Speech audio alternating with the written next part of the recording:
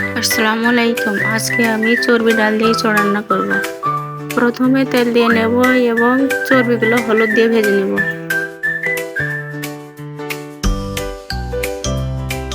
ভাজা হয়ে গিয়েছে, উঠাই নেব। এবার তেজপাতা, লবঙ্গ, দারচিনি, গোলমরিচ, লবঙ্গ ও পেঁয়াজ কুচি দিয়ে দেব এবং পেঁয়াজ বাটা, রসুন বাটা ও কাঁচামরিচ বাটা দিয়ে দেব।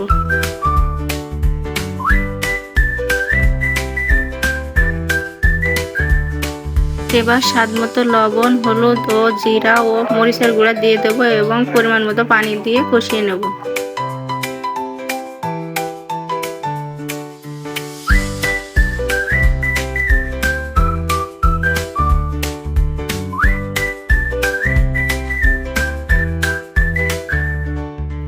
মশলা কষানো হয়ে গিয়েছে, এবার ছোলার ডালগুলো দিয়ে দেব এবং পরিমাণ মতো পানি দিয়ে সিদ্ধ করে নেব।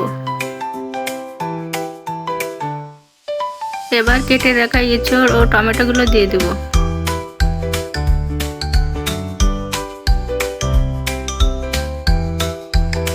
এবার ঝোলের পানি দিয়ে ঢেকে দেব।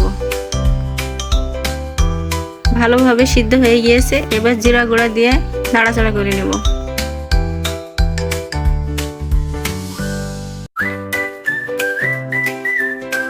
খুব সহজে হয়ে গেল চর্বি ডাল দিয়ে ইঁচড় রান্না।